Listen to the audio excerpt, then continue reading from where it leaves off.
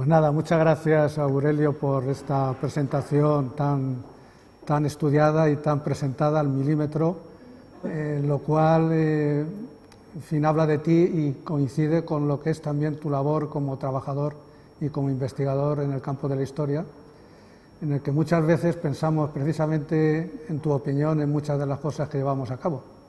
Y tu opinión en esas cosas, en esos momentos, pues siempre se estudia con agrado, ¿eh? Y dicho esta primera presentación, digo que se puede ampliar también a más personas, a más instituciones. Estoy pensando en el ayuntamiento. Todos los que me han precedido aquí han hecho alguna alusión al ayuntamiento, alguna alusión también a la librería popular. Estoy, diríamos, un poco en esa misma línea, pero es importante que ante la presentación de Aurelio no venga ninguna institución a cortarla en ese sentido y te quedas en esta presentación tuya, que es la que recordaré yo siempre. Y dicho esto, pues vamos a entrar al trabajo por el que nos encontramos aquí. Y como habéis visto, pues tenéis ante vosotros el famoso cuadro de Goya sobre la familia de Carlos IV. La he seleccionado como primera diapositiva, diríamos, de esta conferencia por el mero interés de ver un poco pues, los reyes, Carlos IV, María Luisa de Parma. Ese niño que, como todos sabéis, es el infantito, como era conocido en la corte. Este es el niño que el 2 de mayo de 1808 salía llorando de palacio y fue, diríamos, un poco lo que revolvió el pueblo de Madrid. Ya estaba tenso en esta situación por la que se estaba viviendo en estos días en Madrid. Y oye, que sale llorando el crío, el infantito. Pues a partir de ese momento tienes inevitablemente los primeros encontronazos con lo que serían las fuerzas del orden de aquel momento, que las fuerzas del orden de aquel momento no era otra cosa que las tropas de Napoleón pertenecientes a distintas nacionalidades. Por eso que se dice la carga de los mamelucos, porque venían de Egipto estos soldados, junto con de otras nacionalidades. Por tanto, tenemos ahí uno de ellos. Tenemos también a la izquierda, desde aquí yo estoy aquí un poco escondido, tenéis a Fernando VII, el príncipe de Asturias, el heredero a la corona. El heredero a la corona, lo único que tenía que hacer Fernando VII es esperar, diríamos, a que falleciera su padre, pero no aguantó, había algo que le superaba, que era la figura de Godoy, y contra él se forma todo un entramado que da lugar al motín de Aranjuez, muy interesante, y que trae consigo el motín de Aranjuez su sueño, que es la destitución de Godoy. Además peligró su vida, pero lo que no estaba previsto probablemente, o lo mismo sí, pero no lo tenemos con la misma claridad. Me refiero a la abdicación de Carlos IV en su hijo Fernando VII. Es decir, que en marzo de 1808 ya no es rey de España Carlos IV, es Fernando VII, el rey de España, a partir ya, diríamos, de esa fecha. Y detrás de él está uno que confiaba en heredar la corona, dado que el rey Fernando VII, después de 3 matrimonios y un cuarto matrimonio, el tercer matrimonio no había tenido descendencia, en el cuarto matrimonio podía haber descendencia. Y bueno, pues en efecto, tras ese cuarto matrimonio, Fernando VII, con María Cristina de Borbón, que es su mujer, da a luz una niña, y al dar a luz una niña, si está en vigor la ley sálica que introducen los Borbones cuando inician aquí la dinastía con Felipe V, la ley estaba en vigor porque no había sido todavía publicada. Por tanto, Fernando VII da la orden, se publica la pragmática sanción por la que quedaba anulada la ley sálica, y a partir de ese momento su hija podía ser reina, como en efecto, bueno, pues es como así ocurre. Y Carlos María Isidro, que lo tenéis detrás de él, a Fernando VII detrás de él, pues no reconoció a su sobrina como reina de España y decidió pues iniciar un proceso militar en el momento en que aparecieron, digamos, partidarios de él, porque si no aparecen partidarios de él no habría habido una guerra, pero al haber partidarios de él con zonas que se ponían a su amparo, pues evidentemente esto contribuyó a crear una situación ya más compleja de guerra civil, como tendremos ocasión de dar sus pinceladas, ¿no? Bien, pues la crisis del antiguo régimen y la revolución liberal.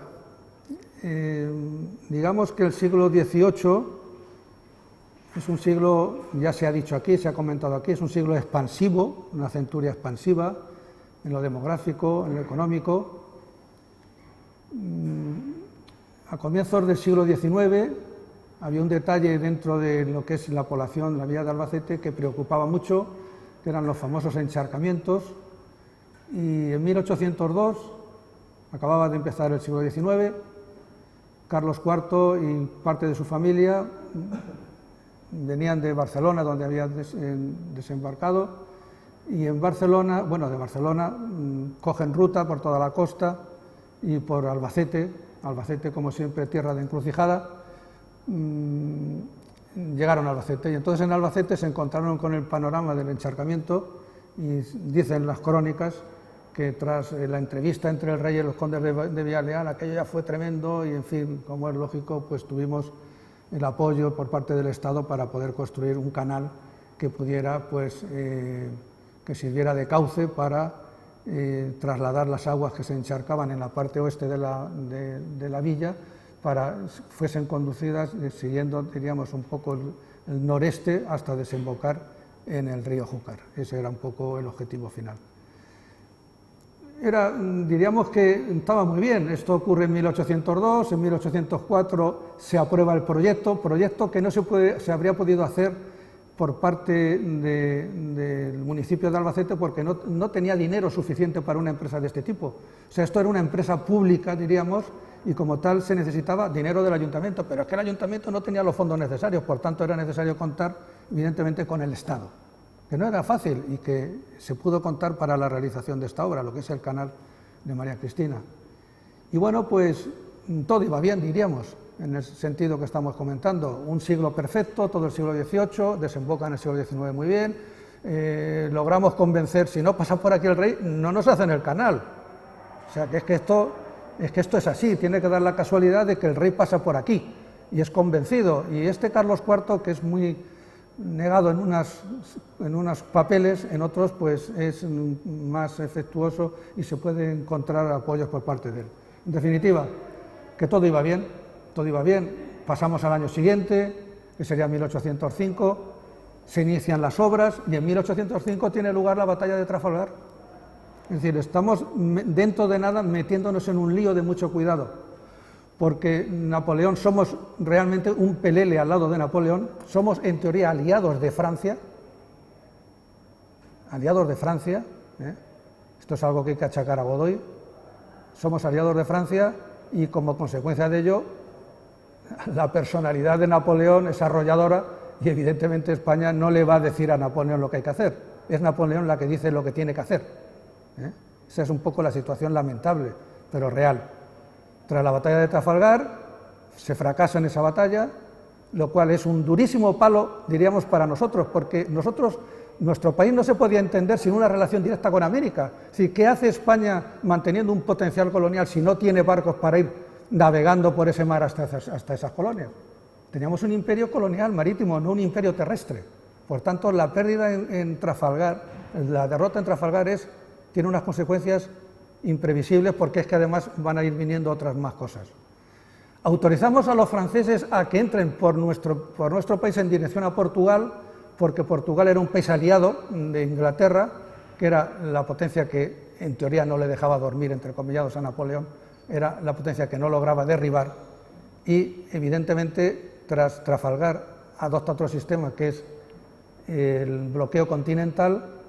Como consecuencia del bloqueo continental tiene que cerrar la puerta a la entrada de los productos ingleses en las posibles puertas abiertas que hay en Europa, una de ellas es la de Portugal como aliado, todo eso se va a romper, mandan tropas en esa dirección, esas tropas están aquí en 1807, en 1808 ocurre un fenómeno, y es que en el mes de marzo ocurre lo que ya hemos dicho anteriormente al principio del motín de Aranjuez, y como consecuencia de él abdica Carlos IV en su hijo Fernando VII, y el rey muy hábil, Napoleón muy hábil, viendo el jaleo que hay en la misma familia real, logra traérselos.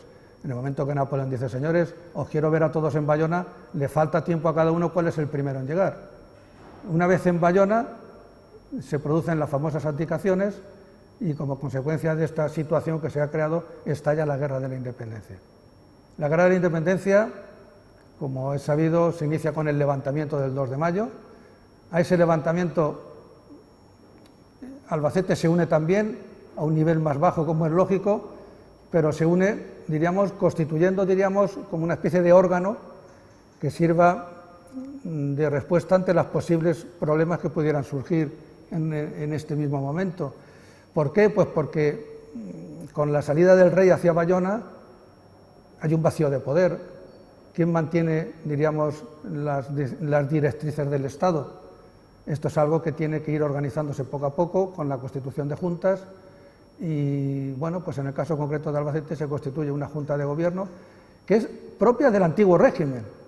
O sea, una junta de gobierno que no responde para nada a los intereses liberales, porque en esa junta de gobierno se da cita al corregidor, serán regidores, se dan cita también miembros del clero, es decir, tiene un color propio del antiguo régimen, pero no tiene un color propio de la situación liberal, que vendrá, pero que no es ese el momento. Dicho esta situación, no voy a entrar en detalles, como entre otras cosas, para ganar tiempo para otras cosas, porque si no, no vamos a poder contar para él, pero simplemente advertir hechos pues conocidos, es decir, de pronto nuestra situación de encrucijada nos pasa factura y, como es lógico, cuando los franceses tienen que desplazarse desde la capital, desde la corte, hacia la zona levantina, en general pasan por Albacete. Os podéis imaginar lo que puede ocurrir en Albacete cuando aparecen tropas procedentes o bien de la zona levantina o bien del interior, con 3.000 o 4.000 personas. O sea, es apabullante la que se puede liar y que se lía, como es lógico. Es decir, cuidado, todas esas ganancias que habíamos tenido en el siglo XVIII, esa nueva situación reforzada que surgía a principios del XIX, pues se va a hacer añicos como consecuencia de la Guerra de la Independencia. Es el detalle que yo quiero, evidentemente, que quede como claro. Ya los detalles no los podemos, evidentemente, obviar y no verlos, porque de lo contrario son detalles. Que si Monci es el primero que pasa por aquí, que si a finales de mayo constituye tal tipo de cosas, que si en el año 12 ocurre esto, es decir, son detalles que vamos a decir que lo damos por sabido y evidentemente nos interesa destacar los aspectos claves que estamos aquí comentando. Ha habido un vacío de poder clarísimo, lo hemos comentado al principio. Ese vacío de poder, como ya es sabido, se constituye a base, se va cubriendo con juntas locales, esas juntas locales se desembocan en juntas provinciales y de esa junta provincial se desemboca en una junta central. Nosotros vamos a formar parte de esa junta, más que nosotros diríamos la provincia sobre la que pertenecemos, que vista ella en conjunto tiene evidentemente la fuerza que no tiene, como es lógico, una provincia de Albacete que todavía no existe. Me estoy refiriendo a la provincia de Murcia. Provincia de Murcia a la que pertenecemos nosotros ahora mismo durante el antiguo régimen. Entonces, a raíz de ese vacío de poder se convocan elecciones, era necesario, es decir, esto había ocurrido también en el antiguo régimen. En el antiguo régimen se convocaban cortes a comienzos del reinado, por una razón muy sencilla, porque había que llamar a los miembros de las cortes y decirles: señores, yo soy el monarca, ha fallecido mi padre y aquí estoy yo. Había un juramento de fidelidad y cada uno luego se iba a su casa, de una manera un poco sencilla de ver esa situación. Pero era lo propio, convocar elecciones para, como va a ocurrir ahora, para buscar una salida política a esta situación, pasaba por darle una mayor complejidad a esta situación. Más que nada sabiendo que ha ocurrido ya un cambio de tipo político que se ha producido en Europa con la Revolución Francesa. La Revolución Francesa ha desembocado en Napoleón, lo cual tiene su explicación, pero evidentemente antes de 1789 está en vigor el antiguo régimen. Cuando llega el 1789 y la Revolución Francesa, se pone en marcha el régimen liberal. Nosotros no lo hacemos esto en 1789, lo hacemos en 1808 con el estallido y con la Guerra de la Independencia. Bueno, pues de esa situación aparece, bueno, aquí ya veo, me voy a fijar aquí en esto que tenemos aquí porque para poder mantenernos un poco con una cierta fidelidad. El paso de Carlos IV por Albacete lo hemos comentado, el Real Canal también, levantamiento contra los franceses, estamos hablando de ello, las consecuencias de la guerra, Cortes de Cádiz y participación de Albacete. Sí, claro, las Cortes de Cádiz ya sabemos que es la ciudad en donde se da sede las Cortes recién elegidas, y como consecuencia de ello, pues, como es sabido, se aprueba y se promulga una Constitución, la Constitución de 1812, una Constitución muy avanzada, que ahora es aprobada, es promulgada y que luego tendrá dificultades para poder encajarse en otros momentos, las Cortes de Cádiz. Hubo dos diputados procedentes de la provincia de Murcia. Esos dos diputados, uno de ellos era Vicente Cano Manuel, una familia muy influyente, nacida en Chinchilla, y que fue diputado a Cortes, y también luego otra persona, Simón López García, era un presbítero de Nerpio, que fue también elegido, era un defensor a ultranza de los valores del absolutismo y de los valores del antiguo régimen. Había, así diríamos, un contraste entre un Cano Manuel liberal, si queréis, y un López García claramente absolutista, y que ya se encargó Fernando VII de premiarle la fidelidad, porque este presbítero nacido en Nerpio luego fue arzobispo de Valencia, esta persona que estamos comentando. Bueno, pues digamos también que cuando termina la Guerra de la Independencia y fundamentalmente regresa Fernando VII, al frente del Ayuntamiento de Albacete se encontraba el conde de Pino Hermoso, marido de la condesa de Villaleal, los padres del marqués de Molins.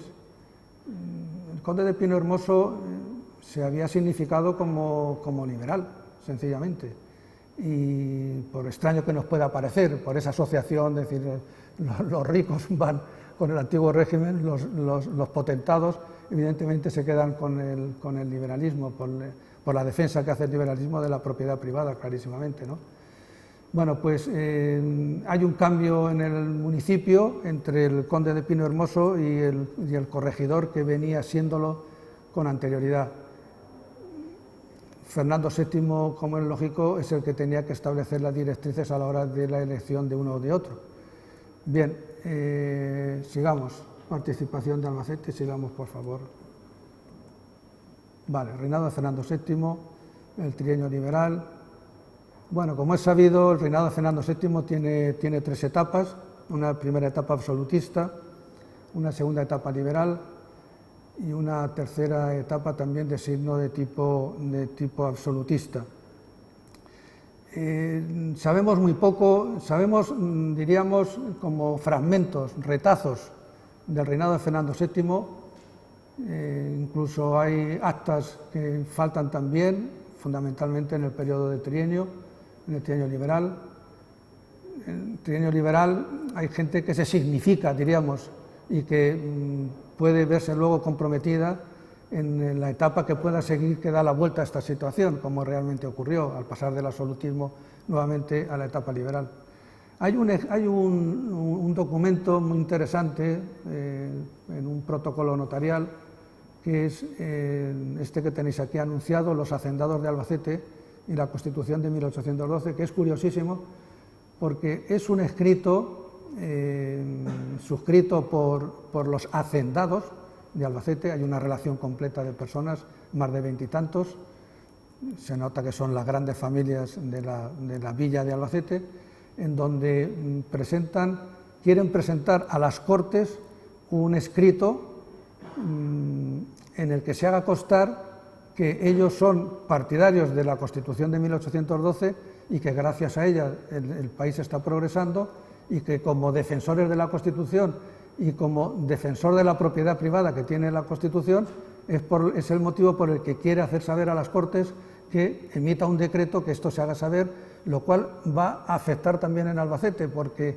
en Albacete hay situaciones como, por ejemplo, prácticas colectivas o comunitarias, por ejemplo, como es la derrota de Mieses, como puede ser los adhesamientos, que era algo que realizaba el ayuntamiento. El ayuntamiento decidía abrir espacio para la explotación del ganado. Entonces, no solamente se hacían uso, diríamos, de los prados que fuesen de tipo comunal o que pertenecieran al ayuntamiento, sino que también los propietarios dentro del municipio de Albacete tenían que poner a disposición del ayuntamiento sus tierras para que pudiesen ser explotadas desde el punto de vista ganadero. Entonces, los que se veían afectados eran precisamente los regidores.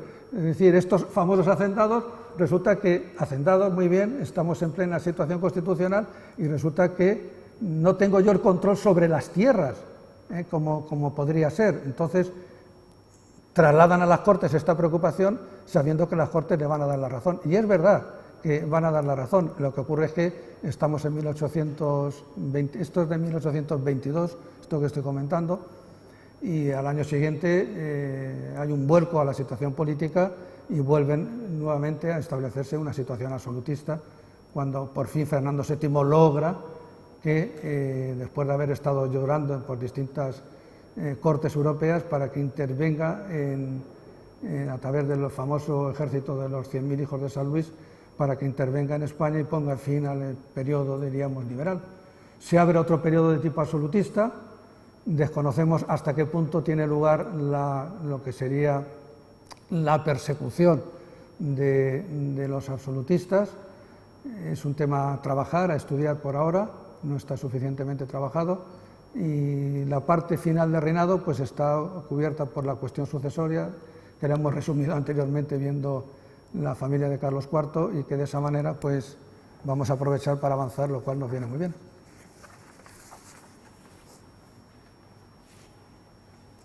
Bueno, el reinado de Isabel II es otro periodo complejo. En primer lugar, estamos ante una reina niña. Fernando VII dictó un testamento que establecía como heredera a su hija Isabel II. En ese momento, Isabel II, cuando fallece Fernando VII, ya tiene 3 años, y Fernando VII en su testamento estableció que iniciara su reinado cuando alcanzara la mayoría de edad. La mayoría de edad no es la mayoría de edad que nosotros sabemos, y que sí, también sabemos. Quiero decir que la mayoría de edad la daban las leyes del Estado o la ley máxima, que era la Constitución. Lo que ocurre es que la Constitución del 12 no estaba en vigor. Por tanto, Fernando VII establece en los 18 años, que lo hace bien, en ese sentido, como buen criterio.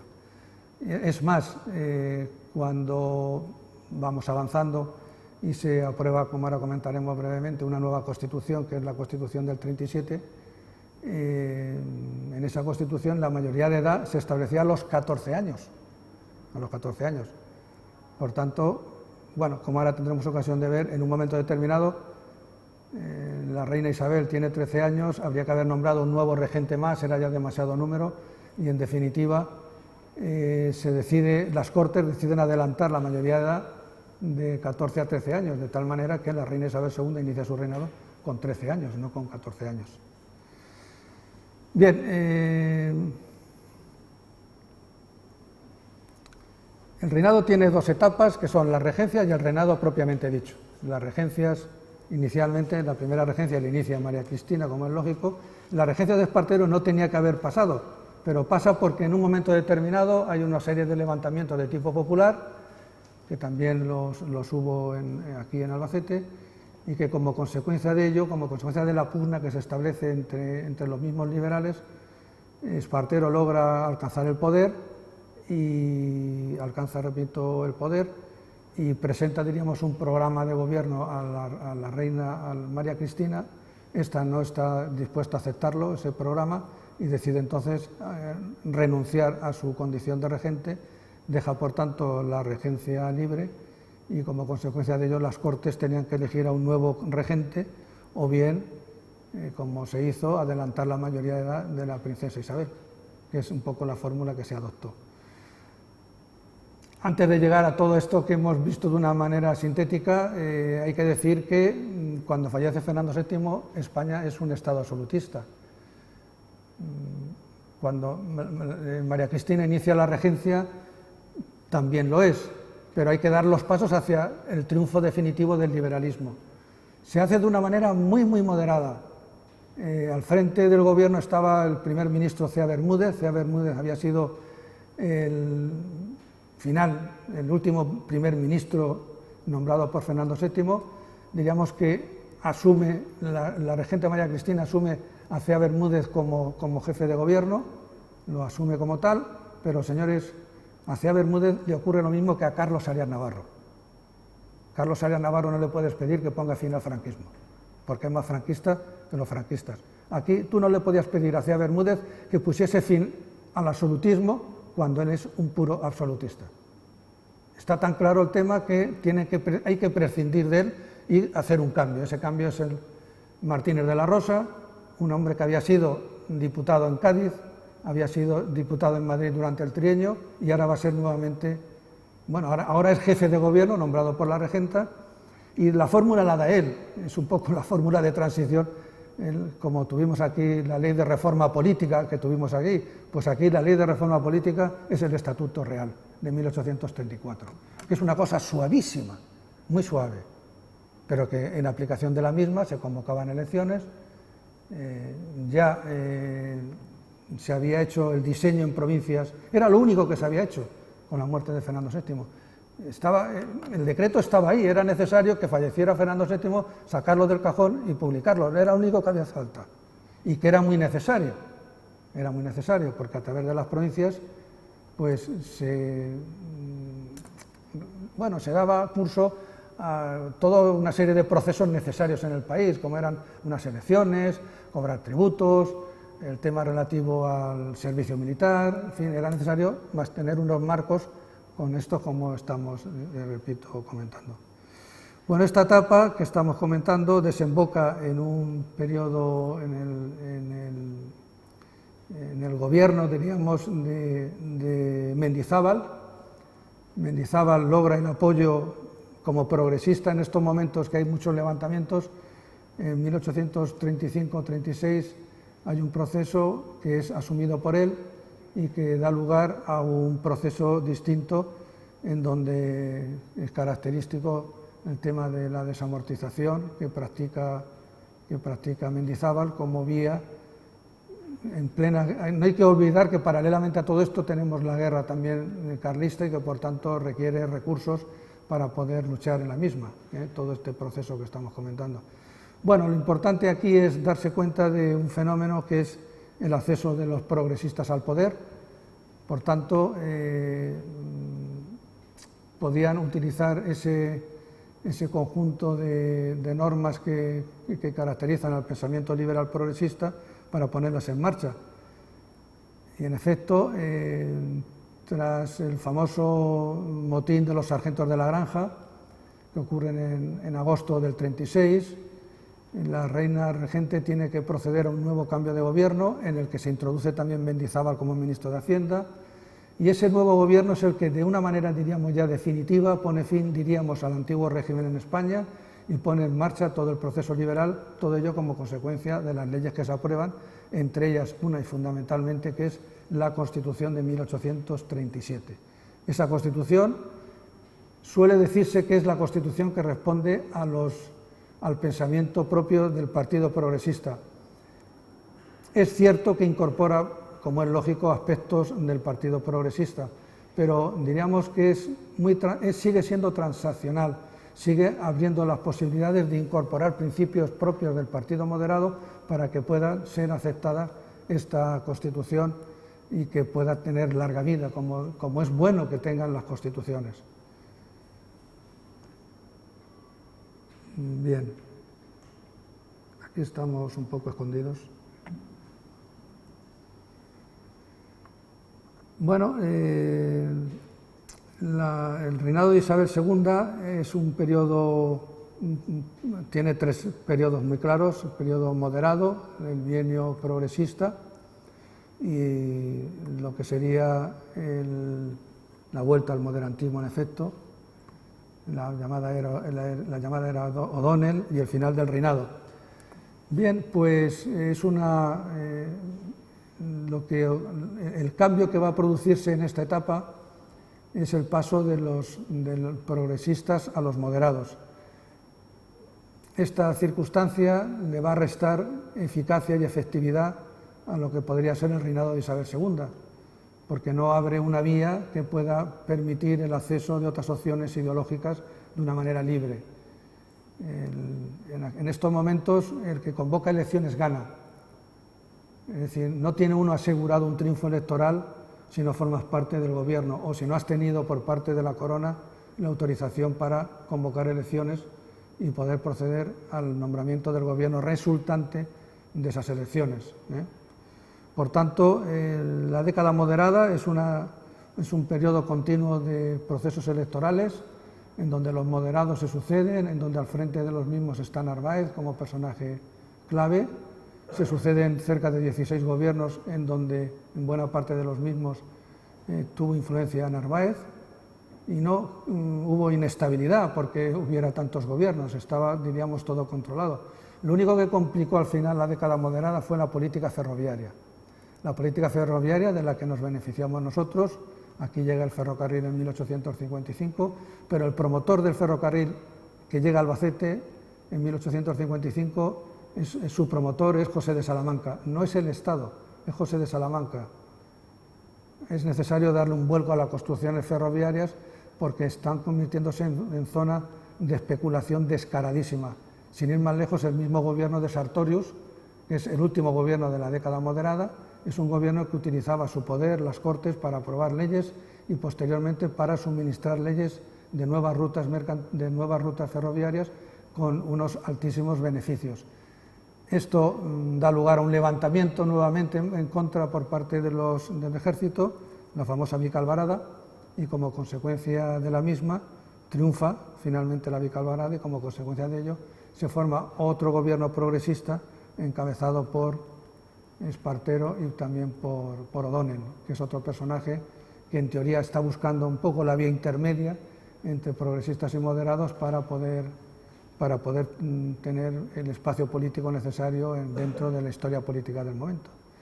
Y a esta etapa, pues en fin, corresponde la ley de ferrocarriles, la ley de desamortización civil, que tiene lugar en 1855, y este periodo podía haber sido más largo, pero en 1856 hay distintos levantamientos que provocan la dimisión del mismo Espartero, que era lo que estaba deseando la reina, porque de esa manera le dejaba manos libres a ella para poder proceder al cambio de gobierno. Y en 1856, pues en fin, hay un cambio de gobierno con O'Donnell, luego entra nuevamente Narváez con la Unión Liberal y así se van a ir prolongando los años durante este periodo que estamos comentando, con O'Donnell y Narváez, vuelvo a insistir, como jefes importantes, y tenéis ahí una alusión a lo que sería la crisis desde Albacete en 1867. Es una referencia que hago, estamos al final, diríamos, de ese periodo, es un poco que tienen aquí de la crisis desde Albacete, y voy a hacer una lectura así un poco rápida, referida a lo siguiente, y es que, dice, en la sesión municipal de fecha 14 de agosto, dice que venía celebrándose en el Casino Primitivo en vez de en el Ayuntamiento, el gobernador, al que se le ve molesto, hacía saber que su autoridad venía dejándose desairada, pues había convocado a Junta en su despacho, dejando de concurrir la mayor parte de los mayores contribuyentes y de las autoridades. También que tras efectuar nuevas convocatorias tampoco tuvo efecto, por falta de mayores contribuyentes y concejales. Reconocía el gobernador que con posterioridad varios vecinos le anunciaron que se proyectaba verificar la presente, a la que he concurrido por la importancia de la misma. No faltó entre los mayores contribuyentes la crítica al ayuntamiento y al propio alcalde, José Yáñez Barnuevo. De uno y de otro se decía que nada se sabe, gestionen en el día, ni aún se tiene noticia, ni se da a conocer por sus actos que tengan proyecto alguno para quitar los conflictos que se temen en el próximo invierno. Entonces, en efecto, se estaba viviendo una situación coyuntural muy compleja que podría terminar en un proceso revolucionario social, y los grandes contribuyentes evidentemente estaban, digamos, preocupados por ese posible hecho y consideraban que el mejor antídoto, la mejor medicina en una situación social de ese tipo es a través de la inversión pública. Se movían en ese esquema en aquel momento. Entonces, a través de la inversión pública se crearían puestos de trabajo y entonces la posición de los jornaleros, de los braceros, que están en paro y que constituyen un peligro de levantamiento de tipo social, pues se reduciría, y ese es el motivo fundamental. Estamos metidos ya en el año 68 y no se equivocaban los mayores contribuyentes, porque en el mes de septiembre de 1868 habrá en efecto un levantamiento que dará lugar a otro proceso situado a la izquierda del liberalismo, que es la democracia. Es el llamado sexenio democrático. Y bien, pasamos al sexenio democrático.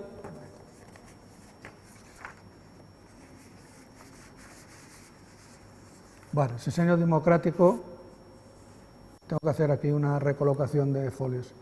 Bueno, en los levantamientos, estamos en septiembre de 1868 y estalla la revolución, Son las llamadas juntas revolucionarias. Esas juntas revolucionarias defienden, hay una serie de principios que defienden, como es el sufragio universal, como es algo muy complicado y muy hiriente en ese momento, que es el servicio de armas, lo que son las quintas, y luego la necesidad de una reforma tributaria. Eran los temas capitales en la defensa en ese momento de los demócratas. Por otro lado, la República había logrado un fuerte protagonismo, luego lo va a perder, pero en este momento lo tiene. Y esto se nota desde muy pronto en cuanto se celebren elecciones generales a comienzos de 1869 y que desembocarán en la Constitución de 1869. Repito, los republicanos tienen un fuerte papel. Y cuando aquí estalla la revolución en Albacete, hay una persona que va a tener una enorme influencia en el desarrollo político del momento, que es Tomás Pérez Linares. Tomás Pérez Linares es un demócrata republicano. No digo si es directamente republicano o es demócrata. Los demócratas, en sentido estricto, es un partido que se había creado en 1849 a la izquierda del Partido Progresista. El Partido Demócrata, vuelvo a insistir, en el seno del Partido Demócrata había, como si dijéramos, una doble corriente. Una primera corriente admitía la monarquía como forma de Estado y otra defendía la República como forma de Estado. Inicialmente se impone la primera, la de la monarquía como forma de Estado, porque la Constitución de 1869 que se va a elaborar es una Constitución que establece como forma de Estado en España la monarquía democrática. No es la monarquía de antes de la Constitución del 45 y moderada de Isabel II, en donde allí la corona tiene un fuerte protagonismo, y aquí quien tiene un fuerte protagonismo es las Cortes, diríamos la nación, como representativa a través de las Cortes en lo que es la nación en su conjunto. Bueno, vamos a avanzar. Bueno, ahí tenéis sufragio, lo que hemos comentado, sufragio universal, la supresión de las quintas, la abolición de los consumos y la Constitución de 1869. Cuando la revolución triunfa, inicialmente durante los primeros días hay un clarísimo vacío de poder. O sea, ¿quién toma decisiones para toda España? No el que toma decisiones para su pueblo, sino para toda España. Esto suponía esto tenía una doble lectura. La doble lectura es que al final, si el vacío de poder lo cubrimos, lo cual es lógico y normal, con un gobierno provisional, ese gobierno provisional lo que pretenderá también es que las juntas revolucionarias no gobiernen a su antojo, sino que las decisiones de tipo político de gobierno las tiene que dar el gobierno provisional. Por eso, en estos momentos, en este intento de revolución política y revolución social, pues hay una situación compleja entre unos y otros, fundamentalmente entre lo que es el gobierno provisional, que quiere que se le oiga en toda España, manteniendo sus directrices, y por otro lado lo que serían las distintas juntas, que al final se van a doblegar frente a lo que sería el gobierno. Bueno, entonces, sin ir más lejos, aquí hay un detalle que voy también a comentar. El gobernador está recibiendo órdenes tajantes en el sentido de que aquí hay que hacer lo que diga el gobierno. Entonces, tengo aquí pertenece esto que voy a leer a las actas de acuerdos municipales. Entonces, el 3 de enero de 1869, en una sesión extraordinaria del ayuntamiento, el alcalde comunicaba a la corporación, el alcalde era Tomás Pérez Linares, comunicaba a la corporación que a las 9 de la mañana el gobernador le había pasado una comunicación por la que se disponía el desarme de la Fuerza Ciudadana de Voluntarios de la Libertad. Esto era muy común entonces, era lo que antes era la Milicia Nacional, ahora son los voluntarios. Es como una milicia, es decir, no tenemos la policía que hay ahora y entonces se constituía otras fuerzas, en este caso al servicio de los ayuntamientos como tales, siguiendo las normas que se le practicaran. Y estos eran los voluntarios de la libertad, adquirían ese término de libertad por el momento político que se estaba viviendo. Entonces, dice el gobernador que dice a las 9 de la mañana el gobernador le había pasado una comunicación por la que se disponía el desarme de la Fuerza Ciudadana de Voluntarios de la Libertad y que el plazo dado para el desarme iba desde las 10 de la mañana hasta las 5 de la tarde del mismo día 3. Esta determinación, decía el alcalde, me causa gran sorpresa y que con más sorpresa había visto que por la fuerza del ejército se había ocupado militarmente el edificio de las casas. Por cierto, ahí en la página 268, lo que tenéis en el libro, aparecen casas constitucionales y yo digo, jolines, muchas veces pasamos por las palabras y leemos lo que tenemos aquí que creemos que pone y luego no pone. Evidentemente son las casas consistoriales, no las casas constitucionales. Lo digo para que luego cada uno, que eso lo tenéis en la página 268.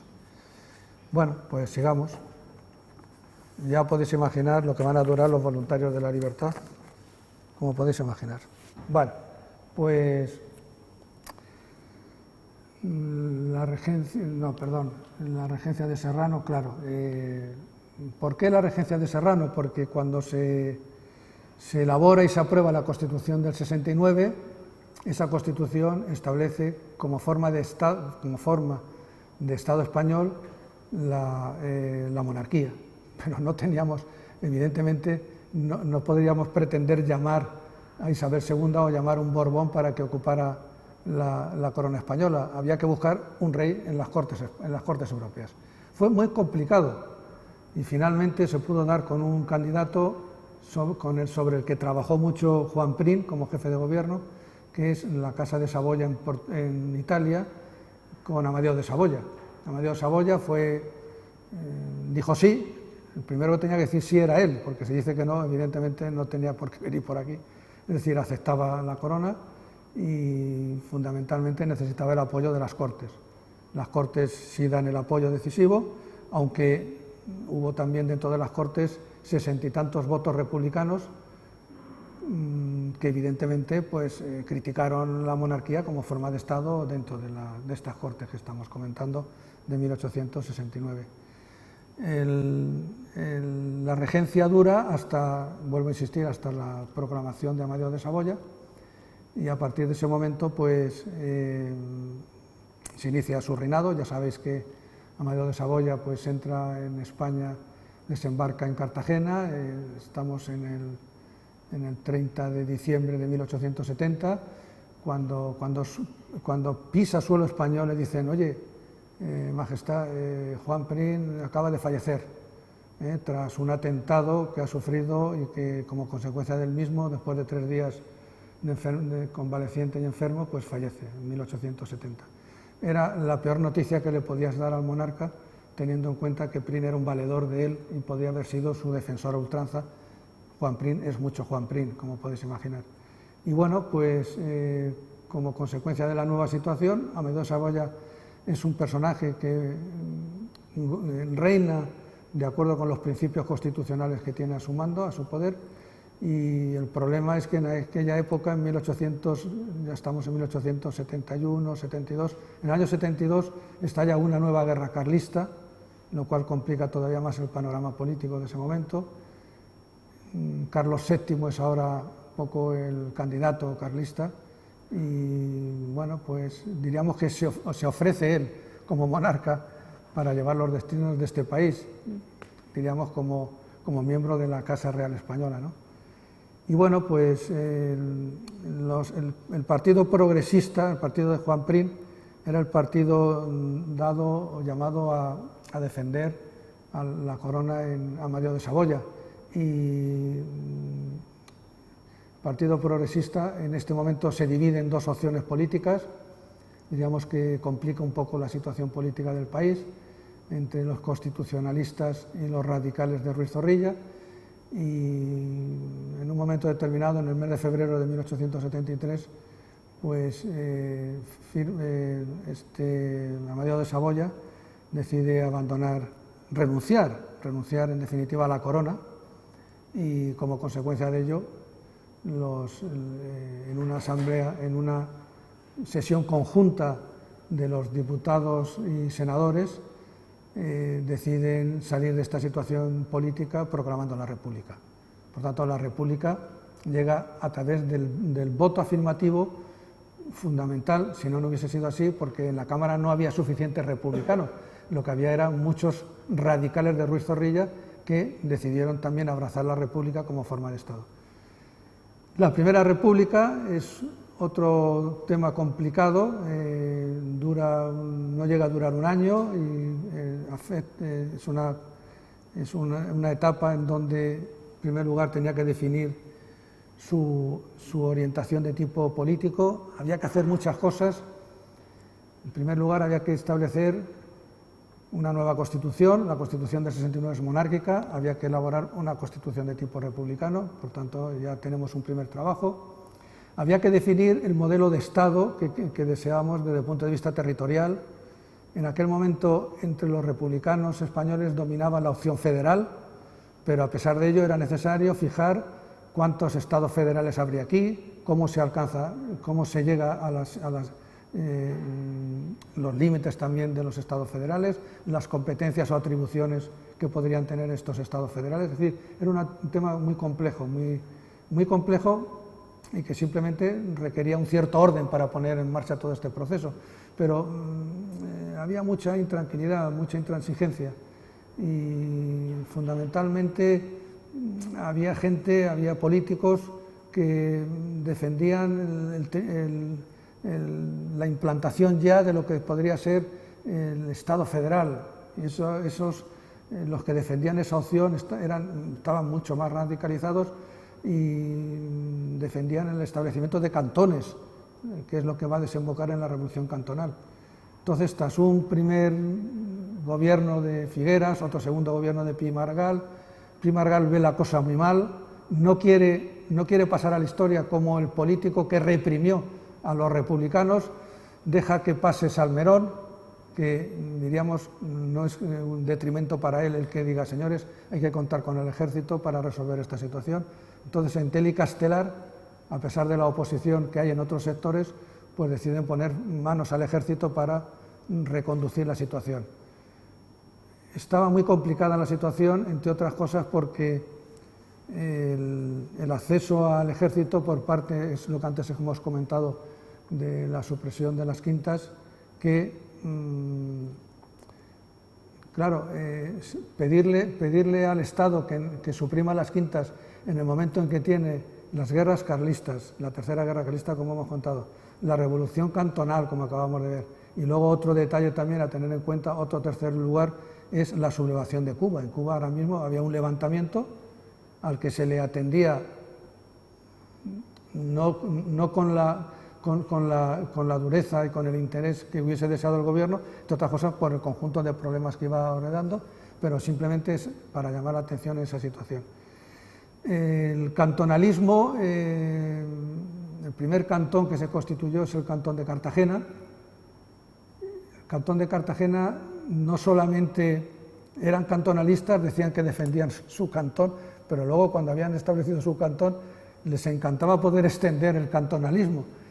Eso es lo que intentó el Cantón de Cartagena, y curiosamente la persona que va a lograr impedirlo va a ser Tomás Pérez Linares, un fiel republicano federal, pero que venía actuando en este momento en Albacete como delegado del Gobierno de la República, y tenía un encargo: en evitar de todas las maneras que el Cantón de Cartagena pudiese meterse por el sureste en dirección hacia la corte. Eso se resolvió con un encuentro militar que tuvo lugar en las proximidades de Chinchilla, en donde las tropas gubernamentales, las tropas del gobierno, pues triunfaron sobre las tropas cantonalistas y que defendían el cantón, como es lógico. No se terminó de coger el cantón ahora, pero se avanzó en esa dirección. Bueno, el régimen de la Restauración, el siguiente apartado. Bueno, tenéis ahí una alusión, evidentemente. ¿Cómo acaba esto? Pues cómo acaba esto, el cuarto presidente de la República, Castelar, el cuarto presidente de la República, vuelve a insistir, Castelar, era el que había llevado en práctica últimamente todo este proceso que estamos comentando, y cuando a comienzos de enero del año 74 se abren las Cortes estuvieron cerradas durante 3 meses. Luego achacaban a Castelar el que había hecho un abuso. Lo que había hecho era constitucional, porque evidentemente se podían mantener durante un periodo determinado las Cortes cerradas. Y evidentemente tú gobiernas de acuerdo con el marco de la Constitución, o sea que eso estaba claro, no había ningún problema por Castelar. En definitiva, cuando Castelar inicia, se reabren las Cortes, encuentra una fuerte oposición por parte de los intransigentes que eran defensores del cantonalismo. Se vota por parte de la Cámara una cuestión de confianza presentada por Castelar y la votación le sale contraria a él, por tanto quedaba destituido y había que convocar un nuevo jefe de gobierno. En el momento en que estamos, no sé, serían las 2 de la madrugada, se encontraban los diputados votando al que sería el quinto presidente de la República, pues entraron tropas al frente de Pavía y disolvieron por la fuerza el Congreso y, bueno, pues a continuación, poco después, se constituyó un nuevo gobierno, encabezado por Serrano, y ese gobierno de Serrano, uno de los decretos aprobados por ese gobierno de Serrano fue el de poner fin a las Cortes, que en ese momento, a las Cortes que se habían elegido en la República, y poner fin, en definitiva, a la situación constitucional. No se convocaron elecciones, esto era una situación transicional. ¿Hasta dónde? Pues probablemente ellos tampoco lo tenían claro en ese momento. Y en ese momento, pues, entre otras cosas, había otra opción política que estaba ganando adeptos, que era la de volver a reiniciar, diríamos, la corona española con los Borbones, y esa opción, en este mismo año de 1874, al final de 1874, hay un pronunciamiento en las proximidades de Valencia, en Sagunto, a favor de Alfonso XII como rey de España. Ese pronunciamiento, como podéis imaginar, triunfó rápidamente y, como consecuencia del mismo, estamos a finales de diciembre de 1874, como consecuencia del mismo se formó un gobierno encabezado por Antonio Cánovas del Castillo, y días después el rey, que no estaba aquí en España lógicamente, pues también desembarcó en Barcelona, y a comienzos de enero, me parece que el día 13 incluso pasó por Albacete en dirección a la Cámara. Muy brevemente advertir un hecho claro, y es que Cánovas del Castillo quiso construir un régimen pensando en que en los cambios políticos en el seno del mismo no necesitaran un pronunciamiento, un levantamiento como venía ocurriendo en nuestra historia política. ¿Y esto cómo se podría evitar? ¿Cómo se podría lograr? Pues estableciendo, como dijéramos, 2 grandes bloques políticos, 2 grandes partidos, uno conservador, situado en teoría a la derecha, el Partido Liberal, situado a la izquierda. Como podéis imaginar, al frente del conservador permanecería él, y al frente del Partido Liberal faltaba por decidir quién sería. Todos miraban a Sagasta, pero era necesario que Sagasta diera el paso hacia adelante, y lo dio, y resolvió un problema de Estado, también para el propio Antonio Cánovas del Castillo y también para la propia corona. Se elaboró una nueva Constitución, en donde empeñadamente se quiso mantener el principio de la soberanía compartida. En este sentido se había avanzado poco como concepción de tipo político. La soberanía compartida suponía que la soberanía estaba compartida, una soberanía, diríamos, representada a través de 2 grandes bloques o 2 grandes instituciones. Por un lado, la nación, representada en las Cortes, y por otro lado, en la corona. pero la corona tenía un papel tan significativo que evidentemente era importantísimo, era fundamental para darle movimiento al sistema. En definitiva, este país se mete en ese turno que estamos comentando de conservadores y liberales, a través de un procedimiento que comienza, diríamos, de arriba abajo, es decir, como un sistema parlamentario al revés de cómo funciona. Todos sabemos que los sistemas parlamentarios funcionan desde abajo hacia arriba, se convocan elecciones y de acuerdo con el color de esas elecciones pues se forma un gobierno determinado, porque va a tener la mayoría suficiente en la Cámara. Aquí ya, de entrada, el monarca da el decreto de disolución de la Cámara a uno de los dos miembros, le encarga ya la presidencia del gobierno. En ese momento ese gobierno tiene la minoría dentro de las Cortes, pero va a tener la mayoría porque le da el decreto de disolución, convoca elecciones, las elecciones se ganan y evidentemente pues todo el proceso sigue adelante. Esta es un poco la mecánica con la que se funciona políticamente. Aquí teníamos a nuestros políticos conservadores en Serrano Alcázar y en Francisco López Chicheri como fundamentales, en el lado liberal estaba Ochando. Normalmente los distritos electorales que había aquí, que eran 5, pues había una cierta movilidad dentro de esos distritos. Los ayuntamientos y diputaciones provinciales también había elecciones periódicas y siempre había cierto ajuste entre diríamos, el gobierno y el color del político que gobernaba en el ayuntamiento o en la Diputación Provincial. Esto se verá todavía mejor más adelante en el reinado de Alfonso XIII. Ahora se ve también, pero no tanto, pero también se ve. Contribuía otro hecho en las elecciones locales, y es que estas elecciones había una renovación de la mitad del mismo cada 2 años. Cada 2 años había elecciones locales para renovar la mitad de los mismos. Entonces, el alcalde se nombraba por real orden y, bueno, pues si el gobierno era liberal, pues se nombraba un alcalde liberal y si el gobierno era conservador, pues se nombraba un alcalde de tipo conservador. O sea, ese era un poco el juego en el que nos estábamos moviendo. Bien, estado de las cuentas. Esto es como lo estamos oyendo muchas veces. Hay que ver qué herencia nos han dejado los de antes. Pues hay que ver qué herencia nos ha dejado el Sexenio Democrático al Ayuntamiento de Albacete, como venía a decir más o menos los 2 políticos conservadores con los que se inicia la lista. Era lógico. El primer jefe de gobierno es Cánovas del Castillo. Cánovas del Castillo es, como podéis imaginar y como sabéis, es el líder del Partido Conservador, pues evidentemente los primeros alcaldes de Albacete son también conservadores. Uno de ellos es Madrona y el otro es Buenaventura Conangla, que es una de las calles de la ciudad. Conangla era un gran administrador y supo mover muy bien toda la parte relativa a los ingresos locales. Desde el mismo ayuntamiento le hacían saber es que era verdad, es decir, es que había un descontrol en cuentas en el Ayuntamiento de Albacete como es inimaginable y en buena parte también venía como consecuencia de cómo era la información que nos traían desde Madrid, es decir, desconocíamos, por ejemplo, un dato tan evidente y que había que saber, por ejemplo, pues toda la parte relativa a las tierras de propios que pertenecientes al Ayuntamiento de Albacete se habían desamortizado.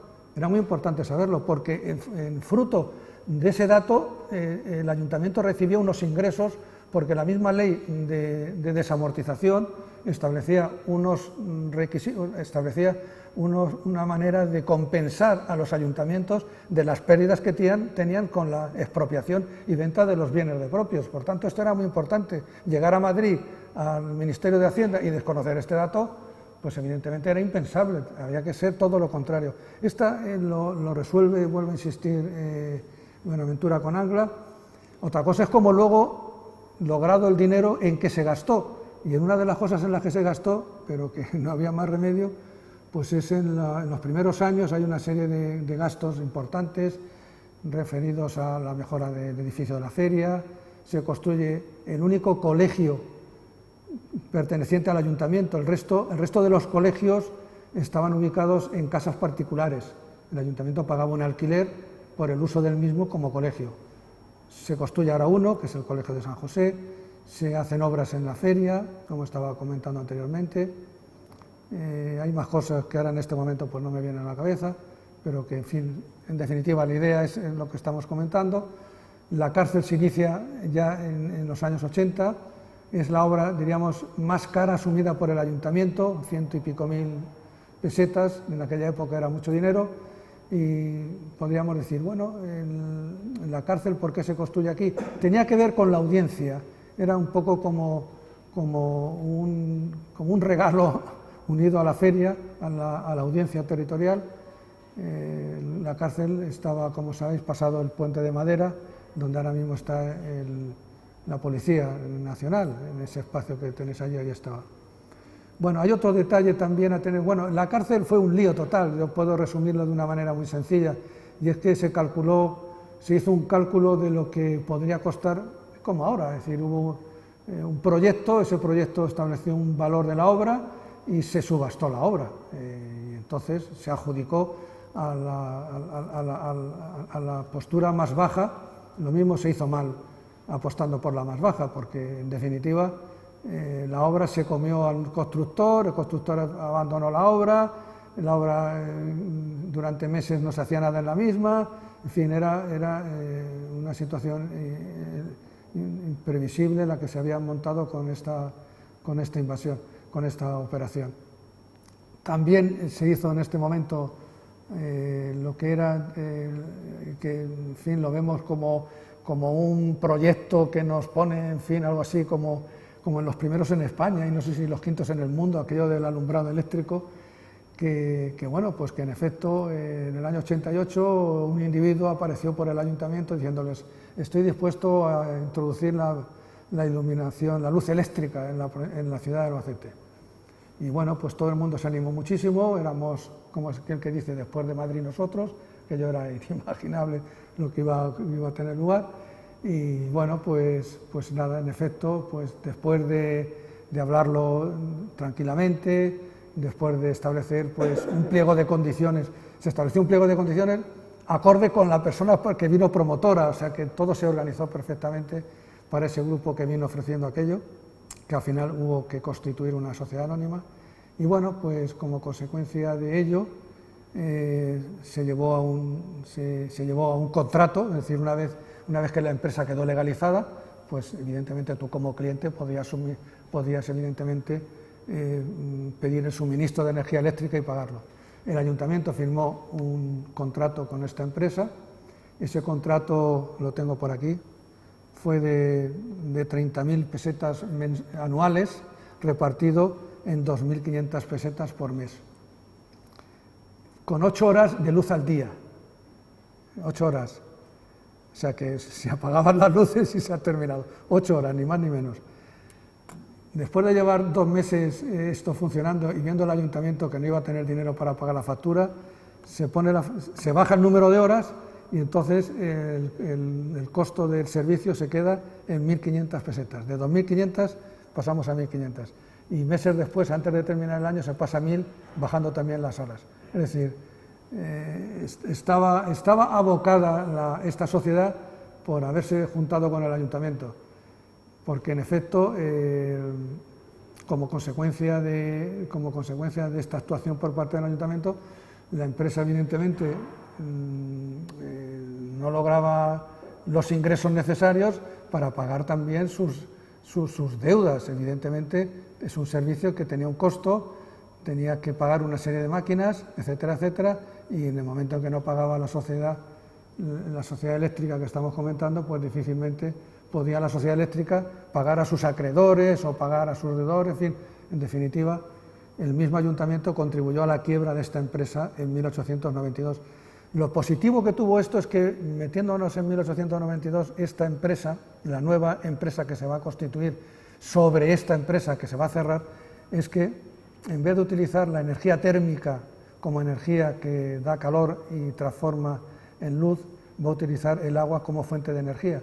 Es decir, que a finales del siglo XIX la primera empresa de tipo hidroeléctrico que se va a constituir en Albacete es esta, la heredera, diríamos, de la empresa ferroviaria que se había creado ahora.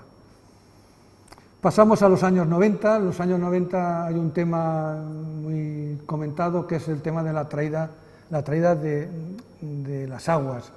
era ya una demanda constante el abastecimiento, la necesidad del abastecimiento de aguas, como era lógico. Voy a beber agua.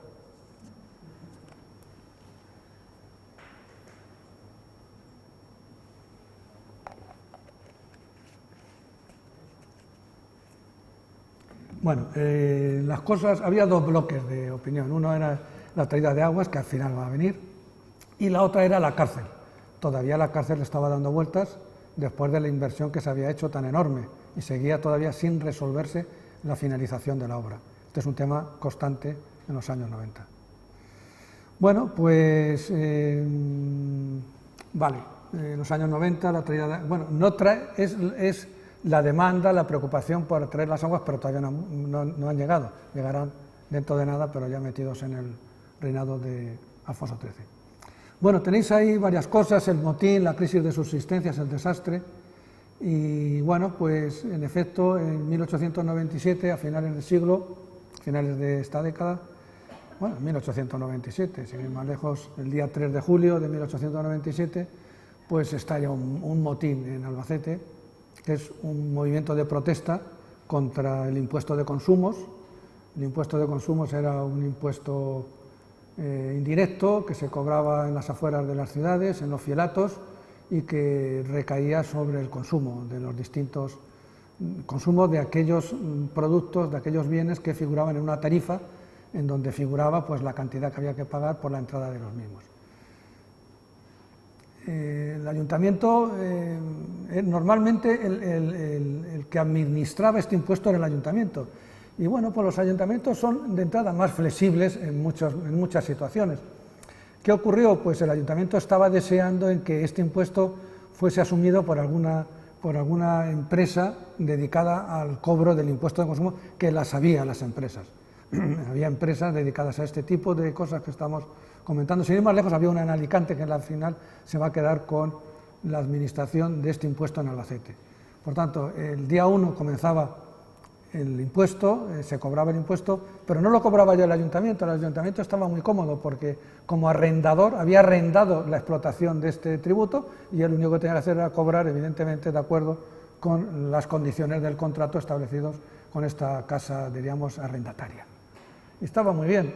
Al Estado le daba igual, el Estado también vivía de los tributos de los ayuntamientos y por tanto de las contribuciones marcadas, también de los impuestos de consumo. Normalmente el ayuntamiento marcaba el doble de lo que marcaba, si el Estado marcaba 100.000 pesetas, el ayuntamiento marcaba otras 100.000 pesetas, luego ya son 200.000 pesetas los que recaían sobre todos los contribuyentes. Por lo tanto, este es un tema muy fácil para el ayuntamiento y, como es lógico, estaba muy interesado en que se mantuviera como tal.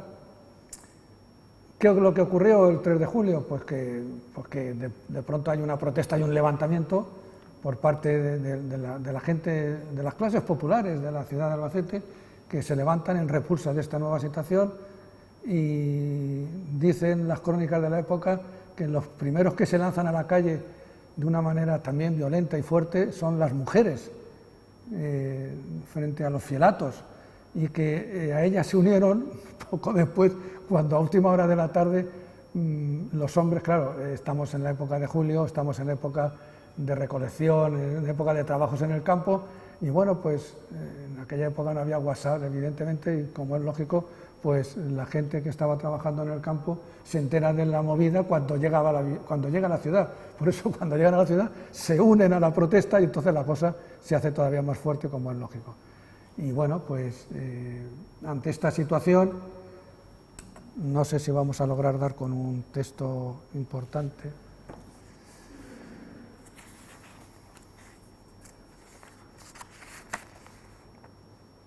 Bueno, el texto más o menos lo recuerdo de sobra.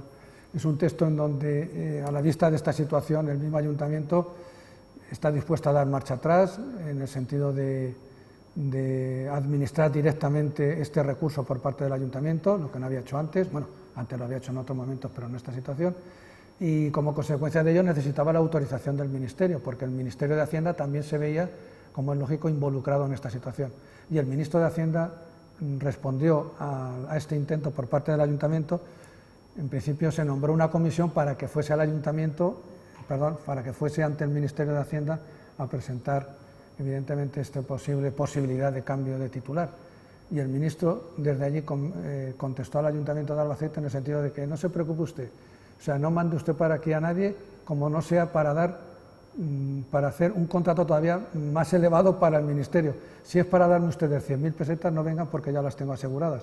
Era una manera, me parece, bastante impropia por parte del Ministerio tratar de esa manera al Ayuntamiento. Creo que no era la manera. Estamos, por tanto, en el año 97, estamos en el año 98. En el año 98 aquí también hubo una seria preocupación por la posible subida, que la hubo, de las subsistencias, la subida del precio del pan. Y esa subida del precio del pan se temía que podía dar lugar a una revuelta porque, en efecto, en 3 poblaciones de la provincia de Albacete, como es el caso de Villarrobledo, de Llín y de Almansa, hubo levantamientos de protesta por el nivel que alcanzaron el precio que alcanzó el pan, como estábamos comentando. Y bueno, pues como consecuencia de ello, las autoridades de Albacete decidieron tener varias reuniones con el objetivo de posibilitar una harina más barata a los panaderos de la villa para que pudiesen producir pan a un precio más barato. Aquello se cortó y la situación ya no se complicó. Siguieron habiendo reuniones de las comisiones de subsistencias, pero ya definitivamente este problema se acabó. Luego volverá ahora dentro de nada con el reinado de Alfonso XIII en otro momento, como ahora después podremos comentar. Y nos quedaba la guerra de Cuba, como es lógico, en la crisis del 98, de la que es necesario dar unas pinceladas. Hay que decir que un año y medio antes, los alumnos del Instituto de Bachillerato de aquí de la capital habían logrado unirse en manifestación delante del gobierno civil y diciendo todo tipo de improperios contra Estados Unidos, porque en 1896 Estados Unidos, que estaba deseando sustituirnos a nosotros en Cuba y en Filipinas, pues propuso, con un objetivo político muy claro, propuso tanto a España como a Cuba el que ellos podían mediar en la guerra que había estallado entre ambos, y evidentemente se le dijo a Estados Unidos que se metiera en su casa y que no viniera usted aquí a organizarnos la nuestra. Eso dio lugar a que en distintas partes de España, en distintas poblaciones, aparecieran manifestaciones en contra de Estados Unidos, que es la manifestación a la que yo me estoy aludiendo, protagonizada por los estudiantes del instituto, entonces que había aquí un instituto. Y bien, pues el cambio de siglo, el desastre, es un poco todo lo que estamos comentando aquí. El cambio de siglo, a comienzos del mismo, hay un hecho que es muy conocido en este momento, que es el llamado regeneracionismo. Ese regeneracionismo es una manera de defender la necesidad de proceder a cambios en la historia de este país, en el sentido de que avanzamos, pero no somos capaces de ver aquellos fallos o aquellos defectos, aquellas estructuras que merecerían el cambio en vez de estar asumiéndolas como tal. Esto es un poco, bueno, una manera sencilla de entender el regeneracionismo, y que cuajó hasta la Segunda República. Bueno, hasta Primo de Rivera se definía también como regeneracionista, aquello del cirujano de hierro y todas estas historias. Bueno, era una manera, en definitiva, de criticar la situación actual y de, evidentemente, defender unos cambios hacia la modernidad que eran necesarios con el paso del tiempo en cualquier régimen político. Y esta situación pues sigue adelante y bueno, pues hay una especie, diríamos, de regeneracionismo desde fuera y un regeneracionismo desde dentro.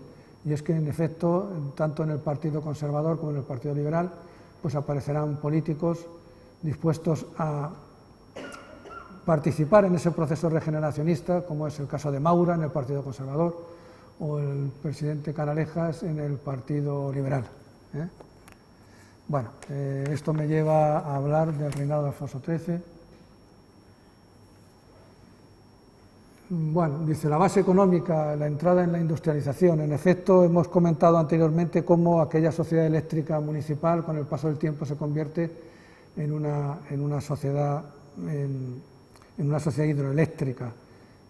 Así va a ocurrir con otras centrales, y ello pues tendrá su consecuencia en la vida económica, por cuanto esta nueva fuente de energía logrará potenciar la productividad de la mano de obra de la clase trabajadora en los distintos puntos de trabajo que puedan establecerse.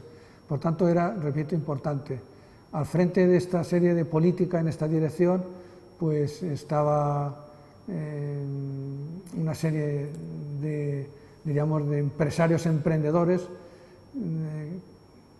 algunos de los mismos, diríamos, herencia de la etapa anterior, y otros de nueva factura, que habían llegado a Albacete a comienzos del siglo XIX y a lo largo del primer tercio del siglo XX, una serie de apellidos, pues los Fontecha, los Fernández Nieto, los Oroví, los Cuyel, Matarredona, es decir, una serie de empresas, de autores, de personas que no han nacido aquí, pero que se ubican aquí y hacen escuela aquí y se extienden aquí y se hacen tan albaceteños como cualquier otro, y terminan siendo concejales. No son diputados pues porque no les toca ser diputados, pero ellos asumen la situación políticamente, pues en fin, vuelvo a insistir, son concejales. El mismo Fontecha es concejal del Ayuntamiento de Albacete, Jacinto Fernández Nieto también es concejal, Agustín Oroví no lo es decir, que es muy común, muy normal que entre ellos, como bloque de poder auténtico, pues también pensaran en la importancia de estar presentes en el Ayuntamiento de la ciudad. Bueno, pues la vida política, la permanente inestabilidad, sí, en efecto, Alfonso XIII lo va a tener muy complicado. Bueno, digamos que Alfonso XIII inicia su reinado en 1902, Alfonso XIII inicia su reinado ya desde que nace, ya es rey, es simplemente esperar a que cumpla sus 16 años para poder convertirse en rey de España y ejercer como tal. Querer mantener, como hizo Alfonso XIII y también las personas que le rodeaban, diríamos que le aconsejaban, diríamos mal, y era querer mantener los esquemas del siglo XIX de transición por parte de conservadores y liberales en un país en donde ya la vida política necesitaba pues sesiones de modernidad. Los líderes anteriores habían fallecido, el caso de Sagasta ha fallecido en 1903, Cánovas ha fallecido en 1907, por tanto en el seno del Partido Conservador aparecerán distintas facciones, en el liberal ocurrirá otro tanto. Esto hará más complejo las elecciones, porque todos quieren candidatos, todos quieren concejales, y evidentemente es necesario abrir el proceso político. Luego, en fin, todo esto en definitiva lo trae la situación que estamos comentando, y esto se traduce en una inestabilidad política clarísima. Por otro lado, partidos políticos que, es verdad, antes no tenían el peso que van a tener ahora, como es el Partido Socialista, como es el Partido Reformista, como es el Partido Republicano, que es un conjunto también de partidos. No hay una sola república, sino varias opciones, es un poco consecuencia de lo que había ocurrido en la Primera República. Es decir, una situación difícil, complicada, que necesitaba evidentemente pues unas soluciones políticas distintas a las que se adoptaron, y que explica luego la debacle final, como es lógico, explica la debacle final. Entonces, esta es un poco la situación, se complica con otros más problemas. El movimiento obrero alcanza un matiz que no había alcanzado hasta entonces. En Albacete tenemos movimiento obrero desde el momento de la industrialización. Sin industrialización no hay movimiento obrero, es decir, el sindicato UGT y el sindicato anarquista CNT necesita que haya clases en la calle reivindicando. Si no tenemos empresas funcionando, evidentemente no tenemos trabajadores reivindicando. Por lo tanto, todo esto va a tener lugar en esta etapa y es necesario estar un poco pendientes de ello. Luego hay una política también, unos planteamientos de tipo anticlericales que también son muy frutos y dan lugar a situaciones muy complicadas. Pensemos el caso de la Semana Trágica en Barcelona, en donde las llamas acaban con cerca de 50 entre conventos e iglesias, como consecuencia de una huelga general que se estalla en Barcelona, y que los huelguistas responden con esta acción de tipo anticlerical, antimilitar, y que bueno, pues dará lugar luego a otro proceso represivo. Es decir, una situación complicada. También está en medio en esta situación el problema de Marruecos, que nos hemos incorporado tarde al movimiento colonial, se nos asigna, diríamos, por Inglaterra y por Francia, los dos de acuerdo, lo que es el norte de Marruecos, el Rif. Te asignan el Rif y evidentemente, pues muy bien, cojo el Rif, pero el problema es saber si los que viven en el Rif te admiten a ti como soberano en esa zona. No, entonces evidentemente el problema de Marruecos son las luchas periódicas que estallan en el interior de Marruecos entre tropas españolas y tropas rifeñas procedentes de cualquier kabila que aparece por ahí. Por tanto, era un tema complicado, un tema delicado, en donde hasta que no se logra en 1912 ya definitivamente lo que estaba el protectorado sobre Marruecos, pues mientras tanto se mueve en esta situación complicada que era un elemento más de inestabilidad, como es lógico, lo que estamos comentando. El abastecimiento de aguas, el despegue de una ciudad, abastecimiento de aguas potables, coge a Lodares como alcalde de Albacete, ya ha sido a finales del 19, luego como es conservador y a finales del 19 la reina regente quería que, en fin, estaba interesado en que los liberales con Sagasta volvieran al poder, ya Alfonso XIII era un niño ya muy crecido y tal y que sí cual, pues entonces, en fin, la misma reina le encarga la formación de gobierno y la convocatoria de elecciones, y como consecuencia de ello, pues Rogelio Martínez Serna, que era alcalde aquí, pues tiene que dejar la alcaldía y pasa un conservador, Gabriel Lodares Losa, se convierte en alcalde de Albacete. Y Gabriel Lodares Losa resuelve el problema del abastecimiento de agua de una manera muy sencilla, constituyendo una sociedad anónima, y esa sociedad anónima, con un capital determinado, con un capital muy calculado de lo que podría costar el abastecimiento de agua. Siempre se habla del detalle de Saturnino López, que cede al ayuntamiento, bueno, cede al pueblo de España, al pueblo de Albacete, en manos del ayuntamiento como representante del pueblo, las aguas del mar, en fin, toda esta historia que todos sabemos y que están en los libros de Quijada y todas estas historias. Entonces, en definitiva, pues en fin, se constituye una sociedad anónima, dividida en acciones, se llega a un acuerdo con el ayuntamiento, porque el cliente del ayuntamiento, se crea la sociedad, pero la sociedad era para explotar las aguas de Albacete, como es lógico, llega a un acuerdo con el ayuntamiento. Ese acuerdo con el ayuntamiento también admitía la municipalización de las aguas potables. Esto fue un criterio, una medida muy buena, adoptada en ese momento, y que, de efecto, cuando se aprueba el empréstito de Fontecha en 1966, con 1.600.000 pesetas, que aquello era una locura en aquella época, pues 200.000 pesetas, no, 300.000 pesetas del empréstito se destinaron a la compra de acciones, que ya el ayuntamiento en todos sus presupuestos dedicaba una partida del presupuesto a la adquisición de acciones. Por tanto, eso más el dinero sacado del empréstito, pues se pudo evidentemente municipalizar las aguas de Albacete, que fue un criterio muy bueno porque era una sociedad que obtenía beneficios. Por tanto, era una manera de decir que los beneficios, en vez de llevárselo a la sociedad y dividirlo en dividendos entre los accionistas, pues sencillamente convertirlo en un bien local del ayuntamiento, como es lógico. El alcantarillado era una consecuencia lógica de esto que estamos comentando. Se construyó a continuación, había que darle evidentemente desagüe de las aguas sucias, evidentemente, y de las aguas no sucias. Era una obra necesaria y se acometió en 1909, se hizo entre el año 9 y el año 10, estado de alcalde Andrés Zamora Moñino. Fue una obra también realizada, eran los grandes problemas, no había dinero para la realización de obras, y dinero suficiente para lo que pueden ser grandes obras. Y bueno, pues se diseñó un empréstito también, no el de, por supuesto, el de Fontecha, porque el de Fontecha es del año 16, este es del año 9, y este empréstito fue un éxito. Se calculaba en 200 y pico mil pesetas y adquirieron, diríamos, obligaciones de ese empréstito por valor de 4 veces más la cantidad calculada para la realización de la obra. O sea que sobró dinero y hubo que hacer luego un reparto, como se suele hacer en estos casos, ¿no? Parque de Abelardo Sánchez, otro tema necesario. Una capital de provincia parecía que estaba en la obligación de contar con un parque. No contó con todas las bendiciones, había concejales que decían que mejor dedicar buena parte del parque pues, a establecer campos de cultivo que podemos repartir entre la clase pobre de la ciudad.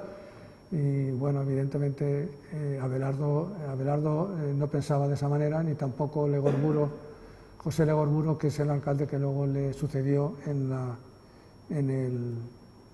frente de este parque, ¿no? El cuartel de la Guardia Civil va unido al empréstito de Fontecha de 1916. Este empréstito establecía un programa de obras, establecía una primera obra, una segunda obra, una tercera obra. La tercera obra era el cuartel de la Guardia Civil. ¿Qué ocurría con la Guardia Civil en este momento? Pues ocurría lo siguiente, y es que en 1911 el edificio ocupado por la Guardia Civil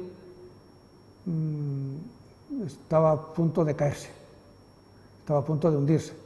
Por razones de seguridad era necesario que la Guardia Civil dejara ese sitio y se ubicara en otro sitio. Ese otro sitio no lo había y la Guardia Civil fue en consecuencia repartida, sus superiores repartieron la Guardia Civil entre distintas viviendas de Albacete, pagando el alquiler correspondiente en esas casas, y así estaba. El ayuntamiento pidió al ministerio que le cediera el solar de esa vivienda con la intención de hacer más grande la Plaza de las Carretas, que era donde se encontraba el cuartel. Y en efecto esto es lo que ocurrió, cedió el ministerio al ayuntamiento y exigió muy poco, exigió que el ayuntamiento construyera el edificio para la Guardia Civil y que ellos, el ministerio, pagaría un alquiler por el uso y disfrute de ese cuartel. Estamos en el año 11, muy bien, pasa el año 11, pasa el año 12, pasa el año 13, los guardias civiles siguen estando en casas particulares, pasa otro año, el 13, 14, el 15, ya era demasiado, y se llega al empréstito y claro, entró inmediatamente en el empréstito como una de las obras a realizar el cuartel de la Guardia Civil. Y en efecto eso es lo que ocurrió. La primera subasta de obras, o mejor dicho, el primer proyecto realizado por el arquitecto municipal, que evidentemente la mesa se le amontonó de trabajo para dar respuesta a todas las obras traídas por el empréstito. Se me ha ido la idea, no sé lo que quería decir, pero me vendrá la idea. Es decir, la idea, por tanto, era establecer un nuevo edificio, sí, pagaría el alquiler que hemos comentado anteriormente, y entonces en 1916 se subasta la obra, se adjudica la obra, se inicia la obra. Pero señores, al año siguiente de haber iniciado la obra, como consecuencia de la Primera Guerra Mundial, estamos en 1916-17, la Primera Guerra Mundial ha estallado en el 14 y como consecuencia de ello, una de las consecuencias de la Primera Guerra Mundial es la subida de los precios de todo, de los productos alimenticios y también de los materiales de construcción, de las tarifas ferroviarias, de las tarifas de transporte y como consecuencia el valor asignado en la subasta para esta obra, pasado un año, resulta que no llegabas, que no terminabas la obra. Cuando, esto se sabía y el ayuntamiento colaboraba y ayudaba sumando más medios monetarios a esto que estamos comentando. A la terminación del año también, estamos en el año 18, también hubo que elevar la cuantía de dinero, inyectar más dinero, diríamos, en la construcción, y bueno, pues esta era un poco la situación, y el ayuntamiento decía, en las discusiones del ayuntamiento decía, la verdad es que esta es una situación que no se pensaba, no se esperaba, pero a través del arrendamiento, posteriormente sacaremos, a través de un arrendamiento alto, pues en fin, conseguiremos los fondos necesarios para poder año a año y con gracias a ese arrendamiento, pues diríamos un poco resarcirnos y poder cubrir el gasto que se ha producido el cuartel que estamos comentando de la Guardia Civil. Y en efecto, el ayuntamiento fijó unos presupuestos de 15.000 pesetas, de 18.000 pesetas. ¿Sabéis lo que pagaba, lo que pagaba por alquiler inicialmente el cuartel de la Guardia Civil? 65 pesetas mensuales. 65 pesetas mensuales, y se estaba calculando ahora arrendamientos de 10.000 pesetas, de 15.000 pesetas y de 18.000 pesetas. El Ministerio muy hábilmente decía: señores, yo no puedo pagar 10.000 pesetas porque yo en los presupuestos generales del Estado tengo asignado al cuartel de la Guardia Civil de Albacete 125 pesetas y no puedo poner más.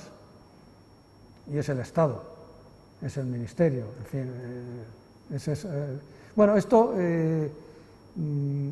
funcionaba de esta manera que estamos comentando, y ya lo que faltaba, que es el cuartel de la Guardia Civil se hunde, y en efecto, sin terminar el cuartel de la Guardia Civil, pues hubo lo que se dijo como una especie de introducción improvisada, en el sentido de que de pronto la Guardia Civil se metió en el edificio casi terminado ya de construir, se ubicó en una parte del mismo, y a continuación entraron el resto de los números de la Guardia Civil y ya se metieron allí dentro. Y a los pocos meses de estar allí, pues se les cae encima el edificio. Voy a ver si tengo aquí un relato de esta situación. Estaba de alcalde Gervasio Fernández, un político muy interesante, y que hablan de los hundimientos en el cuartel de la Guardia Civil. Dice: hay que abrir un expediente para depurar responsabilidades. Esto, dicho así, de esta manera, parecía que estábamos ante el expediente Picasso, famoso expediente que se abre en 1921 con ocasión del desastre de Anual. Bueno, pues esto es lo mismo.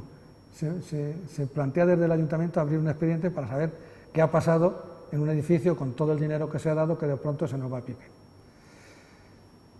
Bien, dice el presidente del alcalde, dice: aquello está casi inhabitable, sobre todo en el piso segundo.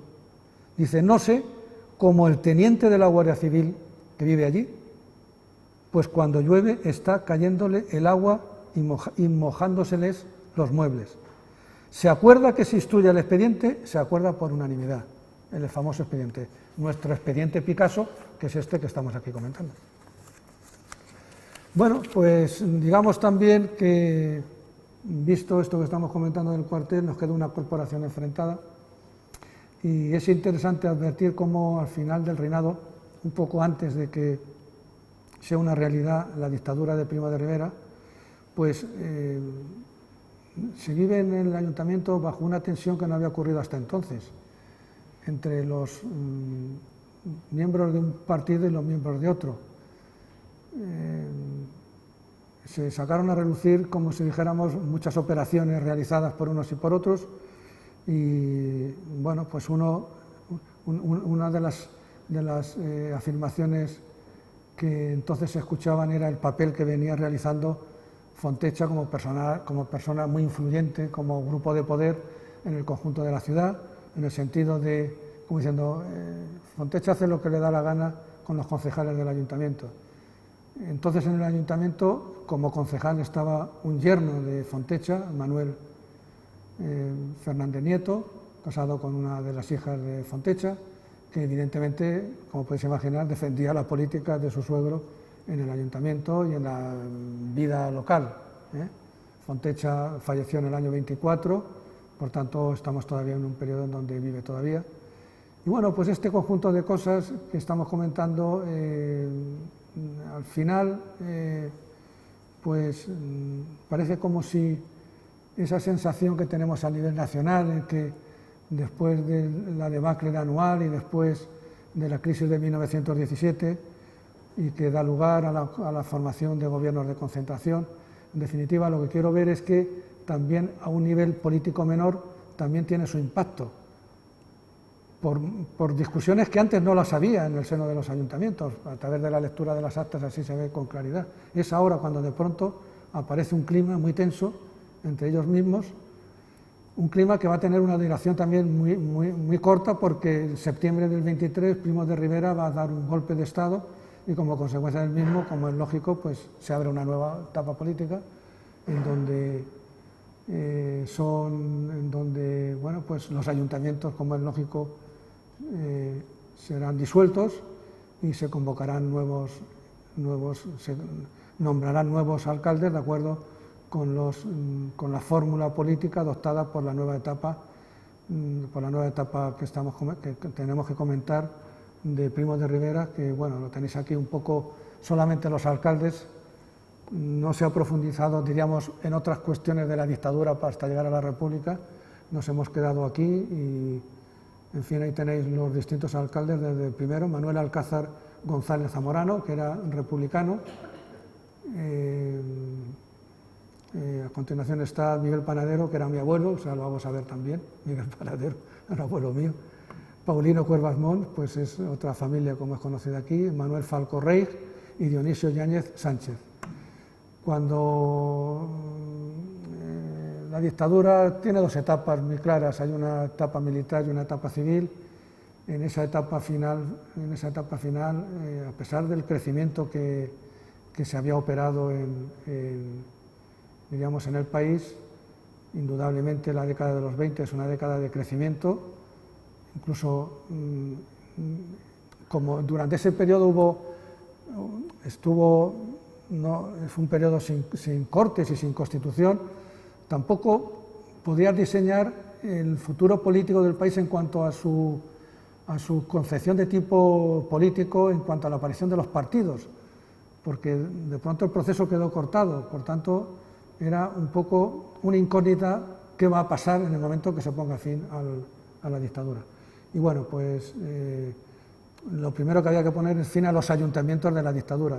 A esos ayuntamientos de la dictadura lo pone fin el gobierno de Berenguer, que es el gobierno que se constituye tras la caída de la dictadura, un gobierno que fue corto, pero que podía no haber sido corto, pero que fue corto pues, por las circunstancias políticas del momento.